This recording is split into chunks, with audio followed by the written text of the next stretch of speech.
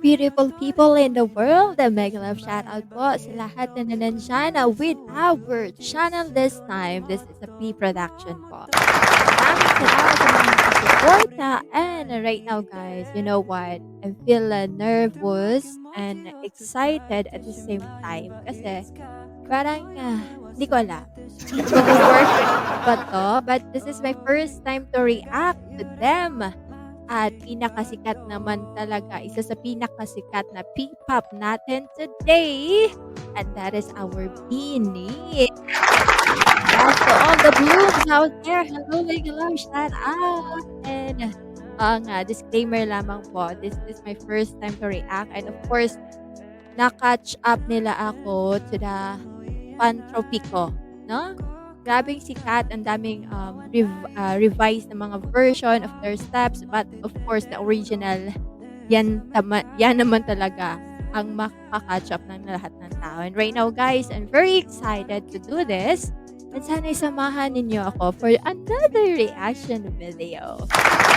Really excited, and we will start our reaction video for today. And sa lahat ng mga blooms there with all the solid supporter ng ating Beanie, uy, samahan nyo ako, panoorin natin to. Ito po ang isa sa mga video ni Karen Davila, and I know Karen Davila is very good on vlog. Of course, she is a newscaster, and of course, yung pumasok na din siya sa pagbablog dito sa ating YouTube. And this is the one of the video na ating panunuorin today. Without further daldal and chika, let's start our reaction video. Panunuorin na nga natin sila, and 1, 2, 3, screenplay! Yan talaga yung intro ni Karen. Wow! Ang ganda ng pool. Saan to? Ang mga hugot sa buhay ng Beanie. Uy, pinakaabangan to ng lahat. It is 2 months ago. Pero let's see kung ano yung makikita ko pa dito. Hello everyone, welcome to my YouTube channel. We are in Sofitel, This is a courtesy of Karen Davila po na video. and we are spending the day with your favorite girl group, Beanie. Yes, Hello! of course. Eto na sila. Eto na. Wow.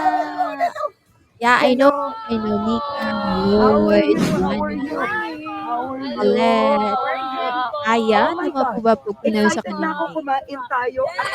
Oy, si Gwen dito is same with the hair of Mika. Pero ang gaganda, ang puputi. Parang Korean sila. And guys, I'm gonna do the Beanie name test. Okay. Kilala ko po sila. Sige. Alright. Maloy. Yes. Mika. Yeah. In fairness. Gwen. Gwen. Next is Sheena. Humuhula na. Next is Stacy. Aya. Yan na.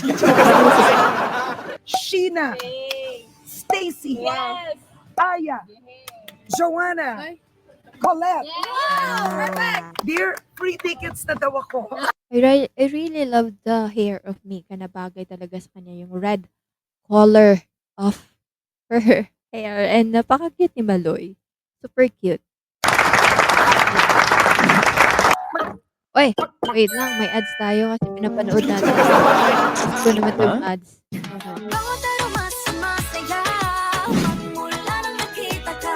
Wow! 4 million plus monthly?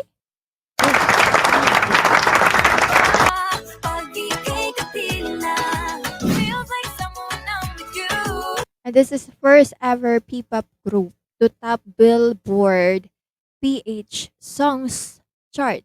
Wow, nakaka-proud. Ano ba?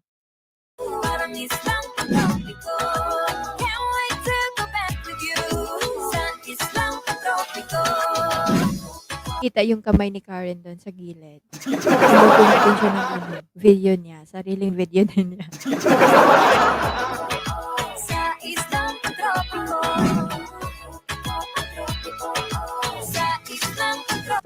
Sheena super ganda. And Maloy is sobrang sexy and cute. Pero si Stacy and of course, kuha sa mata ko yung si Mika talaga yung hair niya. Ganda. Ang tanong ngayon ay bakit sila tinawag na Bini? Saan Yun din ang gusto kong malaman, Karen. For the first ever reaction from Beanie, 'di ba? nanggaling ang Bini? Sambini po, galing po siya sa word na binibini. So in English, young lady. Okay, Beanie or like a lady. Nice name.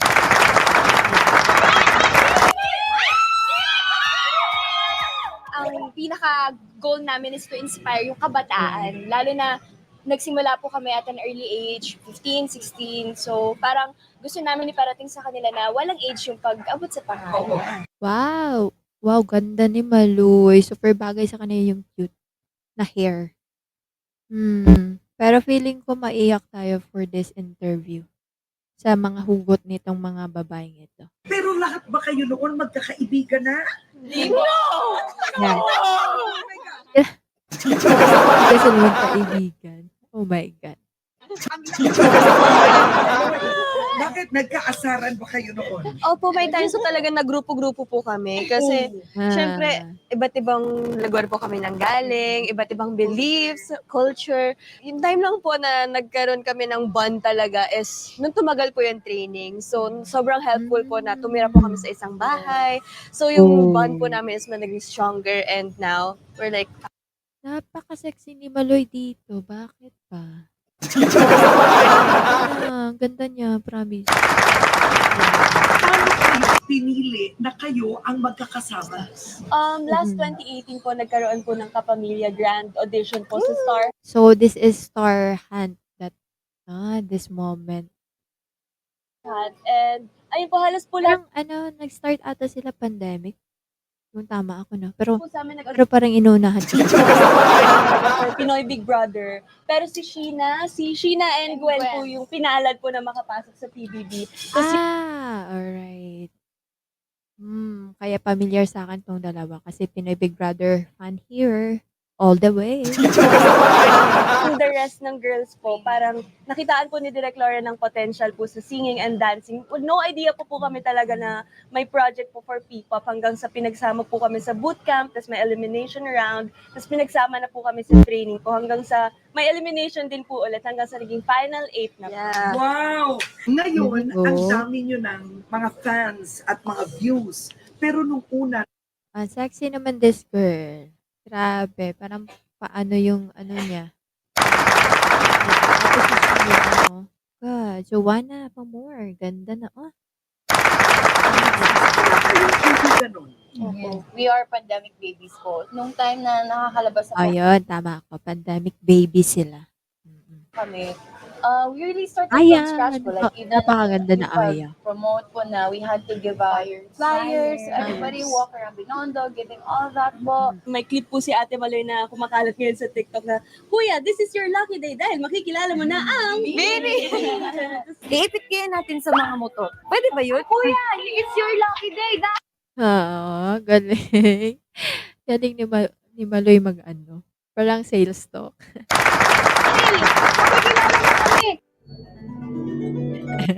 It's your lucky day. Yung clip nito. Yun po yung parang Kasi yung iba din, mga Opo, tsaka hindi din. yung iba tinatapon lang po. Tinatapon, oh wow. Gaano kasakit yun ulit Ay, noon? sad lang kasi pinaghirapan mo namin yung flyers. Oo. Tapos yung minsan nakikita namin sa basura, sa basurahan na po yung flyers. Ay, napaka-sad. Pero ay, parang iyak na ako dito at the moment. Pero did you ever think of giving up, Sheena? Of At giving one flyers. point? Kulit niyo, giving flyers. Beses po, umabot po sa time na yun. Kasi siguro nung umabot na sa 1 year na kami, tapos 2 years, kahit nag-debut na kami, feeling ko walang nangyayari. Hoy, parang stagnant lang. Oo, naiyak ka. Kasi parang, Oo, 3 years na sila tapos parang walang update or walang level up on their ano, parang gano'n pa rin, hindi sila nakikilala 'no. Pero, ano na ngayon, super sikat na. Okay lang. Emotional naman natin. Hindi, kasi po syempre ang daming times na, example sa mga events, yung if ever may meet and greet, yung nadadaanan lang. Tapos kapag nagpo-perform, hindi nanonood mga tao, dinadaanan lang. Kasi Ay, grabe training namin para daanan yun. Para saan pa yung stamina. nakakaiyak yung training tapos parang balewala lang sa ibang tao din, hindi na-appreciate. Sad. Ano pa bang mga Grabe talaga po yung kinayod namin. As in, kinayod po talaga namin to lahat. Sinacrifice namin yung time namin for our families, for ourselves, na talagang nag-focus kami sa Bini kasi yun nga po yung time na nag-shutdown po yung ABS. Parang natakot kami na saan kami dadalhin. Kasi ang dami na po True. namin na sacrifices. So, nasa isip ko talaga noon, shocks. Anong mangyayari sa atin? Nag-give up na ba tayo? Pero sobrang talagang grabe yung pasasalamat po namin sa management, especially sa tatay namin na si Derek Loren, na inilaban po talaga kami na kahit wala pa kaming pinapatunayan, pero inilaban niya kami. Kaya ngayon nag-give back Yeah, Cory and Sir ano, director ng Pinoy Big Brother na Sir Lauren. kami, ginagawa namin yung best namin, and sobra kaming thankful sa blooms namin, sa mga tao na talagang grabe Shoutout Blue. yung pag-support, ang pagmamahal sa amin. So, ngayon, nakaka-overwhelm po, pero ine-enjoy lang namin. Sobrang sarap po talaga. Sanay lang po kami na camera lang po talaga at saka yung coaches namin. As in, yung gamit po namin, one camera, so 10 takes siguro po ng sayaw para makuha ng Wow. close-ups, wide shots, playful shots. Wow. As in, Isang camera tapos iba't iba-ibang anggulo. So, yeah, paulit-ulit na sinasayaw. So, ano yun, kakaubos ng energy pero grabe. Grabe yung sacrifice. kami-kami lang po talaga sariling noon. kayod Oo, talaga. Lahat sariling ng team. kayod. Parang yung, kunyari, yung dance coach po namin, naging cameraman Opo. na, gano'n po. Hindi ba sinabi ng mga magulang yun noon, alam nyo, tigilan mo na yan ha. Anong mapapala mo sa girl group? Grabe. My dad always says naman na he always checks up with the academics, if how is school, and also he Ganda ng ano, kapatid, mama, papa, Diyos ko. asked me like, are you still happy? Like, parang di ko ma-imagine sarili ko doing something else. Kahit at first it was very hard. Lalo po yung nanay ko, siguro po dahil taga Bohol po ako, so mag-isa lang po talaga ako dito. Eh. Pag nagkakasakit lang po siguro ako, parang sinabi, lagi ka na nagkakasakit, ano, tigilan mo na, umuwi ka na lang dito. Yung main rapper na yung Oo. Pero parang naisip ko naman, parang sayang naman yung pinaghirapan ko kung titigil lang po ako dahil kasama. Pero gumagaling naman po. pagdating naman po sa mga ganyang bagay, walang say po yung parents ko. Ako pa rin po yung nasusunod. Yung pagiging reporter ko po, broadcaster ko po nung bata ako, parang ginawa ko lang po siya kasi gusto Super pretty here. ko lang din po. Pero naging pangarap ko na lang din bigla. Yung mama ko po, ano lang, yung normal parent na mag-worry lang talaga na gutom ka ba, gano'n. Or masyado ka na bang pagod, Pretty ni Gwen. ganyan. Kasi kapag hindi mo na kaya, okay lang naman, like back to school na lang. Yun lang po yung lagi na sinasabi, na susuporta niya ako kahit ano man yung decision ko. Palagay nyo ano ang hirap nyo sa buhay na nagbibigay ng lakas sa inyo to succeed. Siguro po yung pinaka nag-push sa akin dito, actually 50-50 po siya nung nawala po si mami. Kalahati nun, parang Namatay ang mami mo. Kailan? palagitnaan po lang. Sheena, I don't know how to, I don't know how to, Hala. Oh, grabe. Ang bigat na emotion ka. Hala. but ano ba to? Just want to, to tell you that, we're very sorry, but, your mom just passed away this morning. Kaya po ako pumasok kasi supportado po ako ng nanay ko.